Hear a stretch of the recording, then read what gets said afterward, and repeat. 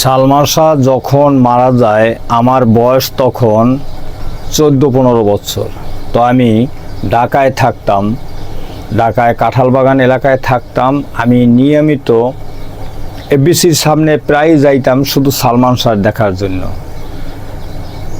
যে আমি তার ছবি আমি বলাকা হলে, পূর্ণিমা হলে, তারপরে আনন্দ হলে, সালমান শাহর যখনই তার ছবি মুক্তি পেত তখনই আমি হলে ছবি দেখতে যাইতাম। আর শুধু পোস্টার দেখতাম যে সালমান শাহর ছবি কোন হলে ছাড়বে, তাই নিয়মিত ছবি দেখতাম। একদিন আমি শুনলাম কি যে সালমান শাহ ইস্কাটন একটা বাড়িতে স্ট্রোক করে সে মারা যায়। কিন্তু আমার মনটা যে এত খারাপ হয়ে গেল যে কাউকে বোঝাতে পারি না যে আমার মনটা এত খারাপ হয়েছে যে আমার আত্মীয় স্বজন যদি মারা যাইতো বা আমার একজন আপন লোক যদি মারা যাইতো আমি এত কষ্ট পাইতাম না। কিন্তু ওনার মৃত্যু যখনই শুনছি তখন যে আমার এত খারাপ লাগছে তা বলার মতন না। তাই সবাই বলে কি যে সে স্ট্রোক করিয়া মারা গেছে। যে এত ভালো অভিনয় করত বা এত ভালো একজন খলনায়ক ছিল, সে হঠাৎ করে মারা গেল। তা আমি মনটার আবার বুঝাইতাম যে মানুষ মৃত্যু কখনো আল্লাহ তাআলা যখন সৃষ্টি করে এই দুনিয়াতে পাঠাইছে, কিন্তু তার কিন্তু মৃত্যু একদিন হবেই। সে হায়াত মওয়াত রিজিক দৌলত তো আল্লাহর হাতে, তাই একটা মানুষের মৃত্যু হইতেই পারে। তাই মনটারে অনেক কিছু ইটি করে টরিয়া, তাই আমি মনটারে আর কিছু করতে পারলাম না।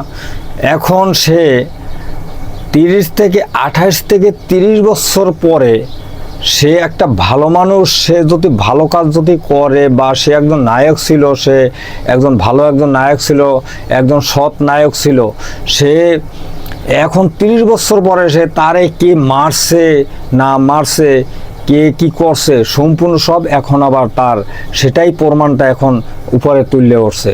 তাই এটাই আল্লাহর নিয়ামত। তাই একটা কথা বলি, সকলকে বলি যে সৎ পথের সৎ কাজের কখনো বাধা হয় না।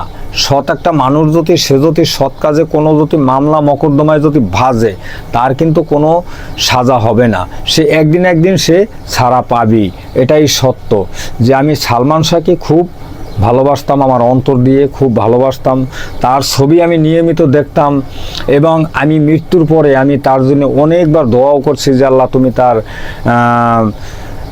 কবরকে ফুলের বাগিচা বানাই দাও, সে জানি ব্যস্ত নসিব করো আল্লাহ তুমি তাকে। আমি অনেক সময় বলতাম, কিন্তু একটু শুনতাম যে তার স্ত্রী নাকি পরকীয়া করতো একটা লোকের সাথে, সে নাকি তাকে মারিয়ে ফেলাই দিয়েছে।